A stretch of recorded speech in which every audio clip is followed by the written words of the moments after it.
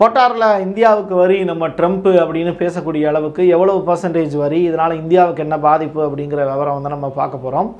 அது மட்டும் இல்லை, யூரோப்பியன் யூனியனோட டைப் பண்ணி இருக்கக்கூடிய ட்ரம்ப்பு அதற்கு வரியும் குறைச்சார். ஆனாலும் இந்த மெடிக்கல் ஃபார்மசி இருக்குல்ல, அதில் மருந்து மாத்திரைகளுடைய விலை வந்து அதிகமாக போகுது யூரோப்பியன் யூனியன் கண்ட்ரியில் அப்படிங்கிற தகவல் வழியாக இருக்குது. அதுக்கு என்ன காரணம் அப்படின்னு நம்ம பார்க்கலாம்.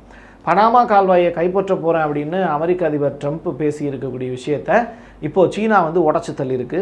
ஒட்டுமொத்த கால்வாயையும் தன்வசப்படுத்தியிருக்கு சீனா. அது எப்படி அப்படிங்கிற அந்த விவரம்.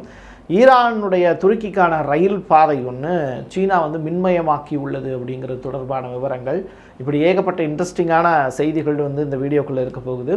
அதை எல்லாத்தையும் சேர்த்து வச்சு பார்க்கலாம் உறவுகளே. இது பிரசாத் சிக்னேச்சர். நீங்கள் ஒரு ஜேர்னலிஸ்டா இல்லை நியூஸ் ரீடராக வரணும்னு ஆசைப்பட்றீங்களா? அப்படின்னா இது உங்களுக்கான பெரிய வாய்ப்பு. ஒரு பெரிய இலக்கோட அதற்கான முதல் படிக்கட்டு தான் இந்த பயிற்சி பட்டறை. தியரிட்டிக்கல் அண்ட் ப்ராக்டிக்கல் கிளாஸினுடைய முடிவில் சர்டிஃபிகேட்டும் கொடுக்கப்படும். தொடர்புக்கு 94493594 என் நம்பருக்கு காண்டாக்ட் பண்ணுங்கள்.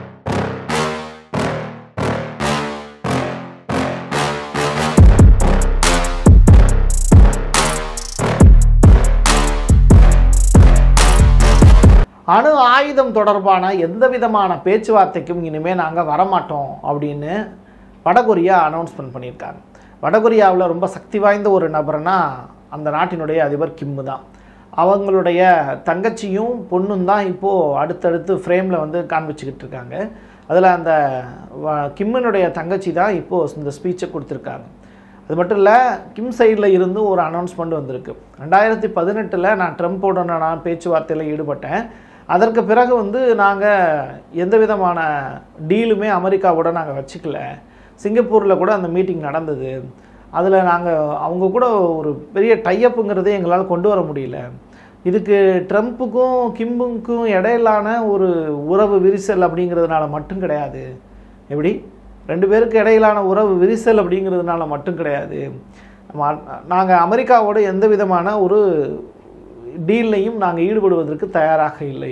அதுவும் அணு ஆயுதங்கள் தொடர்பான பேச்சுவார்த்தை அப்படிங்கிற மாதிரியான விஷயங்கள்லாம் எங்கள்கிட்ட கொண்டு வராதீங்க, செம்ம காண்டில் இருக்கேன், ஓடிடுங்க அப்படிங்கிற அளவுக்கு வடகொரியாவினுடைய அறிக்கை வந்து அமெரிக்காவை மிரட்டி விட்டுருக்கு. யூரோப்புக்கு எக்ஸ்போர்ட் பண்ணுறதுக்கு சீனா துடிச்சுக்கிட்டு இருக்கு. உலகின் பல்வேறு நாடுகளில் பெல்ட் அண்ட் ரோடு திட்டம் மூலிமா உலகின் பல்வேறு சாலைகளை இணைக்கிற வேலையை இப்போ சீனா செய்யுது. அதுக்கான காரணம் என்னென்னா, சீனா மாதிரியான உற்பத்தி செய்யக்கூடிய நாடு ட்ரேடுக்கு அதிகமான அளவில் நம்பி இருக்கிறது வான்வெளி ப்ளஸ் வந்து கடல் போக்குவரத்து தான். இந்த கடல் போக்குவரத்துலையும் அங்கங்கே சில பிரச்சனைகள் இருக்குது. இப்போ செங்கடல் ஏரியாவில் ப்ராப்ளம் இருக்குது, சோமாலியா கடல் எல்லையிலே சில ப்ராப்ளம்ஸ் இருக்குது. ஸோ இந்த ப்ராப்ளத்தை வந்து ரெக்டிஃபை பண்ணுறதுக்கு சாலை மார்க்கம் தான் சரியான தீர்வு அப்படின்னு சைனா வந்து முடிவு பண்ணி தான் இந்த பெல்ட் அண்ட் ரோடு திட்டம்லாம் செய்கிறதுக்கு முயற்சி பண்ணுறாங்க. ஆப்கான், பாகிஸ்தான் இந்த மாதிரி இணைக்க முடியாத பகுதிகள் எல்லாத்தையுமே தன்னுடைய ராஜதந்திர நடவடிக்கையால் இணைக்கிறதுக்கு முயற்சி பண்ணுறாங்க. அந்த வகையில் அடுத்த கட்டமாக அவங்க செய்திருக்கிறது ஈரானுடைய துருக்கிக்கான ரயில் பாதை. அதுதான் வந்து சீனாவினுடைய பெரிய சக்ஸஸாக பார்க்கப்படுது. ஸோ இதை வந்து மின்மயமாக்கியிருக்காங்க. இது வந்து ஒரு எலக்ட்ரிக்கல் மயமாக மாற்றிருக்காங்க. சீனாவால் முடியாதது எதுவுமே இல்லை அப்படிங்கிறத நிரூபிக்கிறதுக்கான ஒரு பெரிய ஒரு உண்மை தான் இது. அந்த அளவுக்கு வந்து அவங்க ஸ்டெமினாவோடு இருக்காங்க அப்படிங்கிறத இதை ப்ரூவ் பண்ணியிருக்காங்க. இதை விட பெரிய ஷாக் என்னென்னா, ஃபாக்ஸ் நியூஸ் வெளியிட்டு இருக்கக்கூடிய அந்த அறிக்கை தான். 51 மைல் நீளம் இருக்கக்கூடிய அந்த பனாமா கால்வாய் அமெரிக்காவினுடைய கையை விட்டே போயிடுச்சு. இந்த பனாமா கால்வாயை தோன்றதுக்குன்னு சொல்லிட்டு ரொம்ப பெரிய அளவில் எல்லாருமே உழைத்த உழைப்பாளர்கள் எல்லா நாடுகள்லையும் இருக்காங்க. அப்படிப்பட்ட கால்வாய் வந்து 1999க்கு பிறகு அமெரிக்கா அதை கைவிட்டுருச்சு. பிளாக் ராக் அப்படிங்கிற அந்த ஒப்பந்தமும் வந்து நிறுத்தப்பட்டுச்சு. இதன் காரணமாக ட்ரம்ப்பால் வந்து பனாமாவை கைப்பற்றணும் அப்படின்னு நினைக்கக்கூடிய அவருடைய கனவு வந்து தளர்ந்துருச்சு. சீனாவினுடைய ஆதிக்கத்தை முடிவுக்கு கொண்டு வரணும்னு தான் ட்ரம்ப் பெருசாக முடிவு பண்ணார். ஆனால் இப்போது சீனா ஒட்டுமொத்தமாக பனாமாவை தன்னுடைய கையில் எடுத்துக்கிச்சு. உலகினுடைய ஒரு 5% 10% வணிகம் அப்படிங்கிறது இந்த பனாமா கால்வாய் வழியாக நடக்குது. அதற்கான ஒட்டுமொத்த குத்தகைதாரர்களாக இப்போ யார் மாறி போயிருக்காங்கன்னா சைனா மாறி போயிருக்கு. பனாமாங்கிறது ஒரு நாடு, அந்த நாட்டுக்குள்ளே ஒரு கால்வாய், அந்த கால்வாய் தான் வணிகம் செய்வதற்கு சிறப்பான ஒரு இடமாக பார்க்கப்படுது.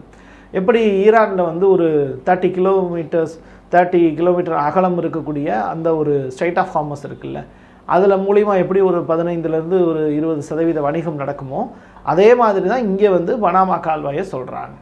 உங்களுக்கு ஒப்பீட்டுக்காக சொல்கிறேன். எப்பா இந்தியாவுக்கு 25% இறக்குமதி வரியையும் கூடுதலாக டாக்ஸும் விதிச்சிருக்காங்களாமே ட்ரம்ப்பு, இதெல்லாம் வந்து நியாயமா அப்படின்னு கேட்டால், நம்மளுடைய நாடாளுமன்றத்தில் நேற்றைய தினம் வந்து ட்ரம்ப் 29 முறை வந்து இந்தியாவையும் பாகிஸ்தானையும் போர் வந்து நிறுத்துறது நான் தான் அப்படின்னு சொல்லியிருக்காரு. நீங்கள் இந்தியா வந்து மோடி ஆகிய நீங்கள் ட்ரம்ப்புக்கு எதிராக ஏதாவது பேசி இருக்கிறீர்களா அப்படிங்கிற கேள்வியை நம்முடைய ராகுல் காந்தி அவர்கள் வச்சுருந்தாங்க. இதற்கு மோடியினுடைய பதில் அப்படிங்கிறது ரொம்ப சிம்பிளாக வந்து தலையில் அடிச்சுக்கிட்டு அவர் புலம்பி இருக்கக்கூடிய காட்சிகள்லாம் வீடியோவை நம்ம பார்த்துட்டு தான் இருக்கோம். இப்படிப்பட்ட நிலையில் ட்ரம்ப்புக்கு எதிராக இந்தியாவினுடைய குரல் அப்படிங்கிறது செயல் வழியாக தான் இருக்கே தவிர அவங்க பேசுகிற மாதிரி நம்ம வார்த்தை போரில் ஈடுபடுவதற்கு தயாராக இல்லை. ஸோ வெளியுறவு அமைச்சரகம் மூலியமாக அதற்குண்டான வேலைகளை பார்த்துக்கிட்டு இருக்காங்க இந்தியா.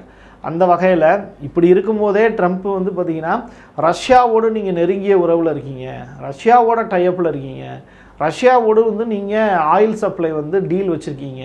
ஸோ உங்களுடைய கச்சா எண்ணெயும் உங்களுடைய எரிபொருள் தேவைகளையும் நிரப்பிக்கிறதுக்கு நீங்கள் ரஷ்யாவை தான் முழுமையாக நம்பியிருக்கீங்கும் போது எங்கள் நாட்டில் எதுக்கு உங்கள் பொருளை கொண்டு வந்து இறக்குமதி பண்ணுறீங்க?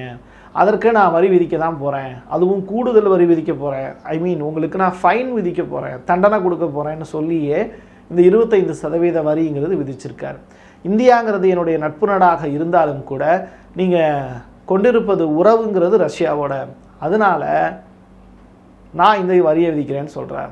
ஒரே ஒரு நாட்டோடு மட்டுமே வணிகம் வைத்து கொள்ளக்கூடிய அளவிற்கு எந்த ஒரு நாடும் தன்னிறைவு பெற்ற நாடு அல்ல.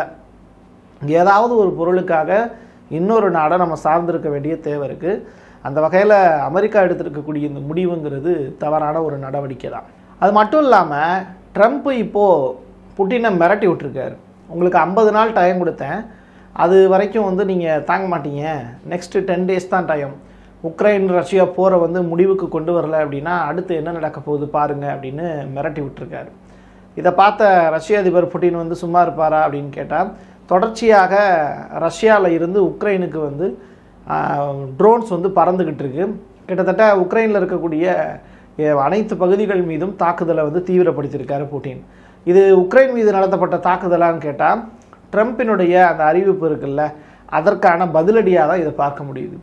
நீ பேசிக்கிட்டே இரு, நான் இங்கே செயல்பாட்டு பண்ணிக்கிட்டு போயிட்டே இருக்கேன் அப்படிங்கிற மாதிரி தான் புட்டினுடைய செயல்பாடு இருக்குது. ஸோ இன்னொரு புறம் என்ன அப்படின்னா, புட்டின் சைட்லேருந்து வந்திருக்கக்கூடிய ஸ்டேட்மெண்ட்டையும் பார்க்கணும். பல்வேறு விதமான வரிகள் விதித்து ஐரோப்பிய ஒன்றியம் வந்து ரஷ்யாவை முடக்கிறதுக்கான வேலையை செய்கிறாங்க, மிரட்ட பார்க்குறாங்க ரஷ்யாவை. ஆனால் ரஷ்யா வந்து வளையாது, ரைட்டா? நீங்கள் வளைச்சிங்கன்னா வளைகிறதுக்கு நாங்கள் ஒன்றும் அப்படிப்பட்ட ஆளுங்க கிடையாது. மேற்குலக நாடுகள் வந்து பொறுப்பற்றவர்கள், முட்டாள்கள் அப்படிங்கிற வார்த்தையை சொல்லியிருக்காரு. சொல்லிவிட்டு சாரியும் சொல்லியிருக்காரு, மன்னிச்சுக்கோங்க இப்படி சொல்கிறேன்னேன்னு தப்பாக எடுத்துக்காதீங்க, உண்மையிலேயே அவங்க முட்டாள் தான் அப்படின்னு பேசியிருக்கார். ஸோ புட்டினுடைய இந்த தைரியமான பேச்சுக்கு உலக நாடுகள், கம்யூனிச நாடுகள், வடகொரியாவும் சீனாவும் நிச்சயமாக ஆதரவு தெரிவிக்குங்கிறதுல மாற்றுக்கிறது இல்லை. யூரோப்பியன் யூனியன் கண்ட்ரிஸ் எல்லாமே ட்ரம்ப்பை நம்பி தான் இருக்காங்க, அதாவது அமெரிக்காவை நம்பியிருக்காங்க. ஆனால் அமெரிக்காவே அவங்களுக்கு அதிக அளவில் வரி போட்டதுனால இப்போது அங்கே மருந்து பொருட்களுடைய விலைங்கிறது ஜாஸ்தி ஆகிடும் அப்படின்னு சொல்கிறாங்க. ஸோ இப்படிப்பட்ட நிலையெல்லாம் 15% வரிங்கிறது யூரோப்பியன் யூனியன் கண்ட்ரீஸில் இருக்கக்கூடிய 27 நாடுகளுக்கு ட்ரம்ப் விதிச்சிருக்காரு. ஸோ இந்த வரினால் இந்த ஃபார்மசியினுடைய ரேட்டுங்கிறது ஜாஸ்தி ஆயிரும்னு சொல்கிறாங்க. இதற்கு அப்படியே பேரலாக வந்து பார்க்கும்போது ஈரானை பற்றிய தகவல்களும் சிலது கசிஞ்சிருக்கு. 700க்கும் மேற்பட்ட மொசாட்டை சேர்ந்த அதிகாரிகளை கைது பண்ணியிருக்காங்க. மிடில் ஈஸ்ட் முழுவதுமே இது பரபரப்பாக பேசு பொருளாக மாறி இருக்குது. இவர்களுக்கான தண்டனைங்கிறது மரண தண்டனையாக இருக்கலாம் அப்படின்னு சொல்லப்படுது. எது எப்படியாக இருந்தாலும் இங்கே காஸ்பியன் கடல், பசிபிக் பெருங்கடல், இந்த மாதிரியான கடல் பகுதிகளில் முழுவதுமாக ரஷ்யா ஆதிக்கம் செலுத்திக்கிட்டு இருக்குது, ஆர்டிக் பெருங்கடல் உள்ளிட்ட இடங்களில். ஸோ ரஷ்யாவை எதிர்த்து அமெரிக்காவால் இன்ன வரைக்கும் எதுவும் செய்ய முடியல.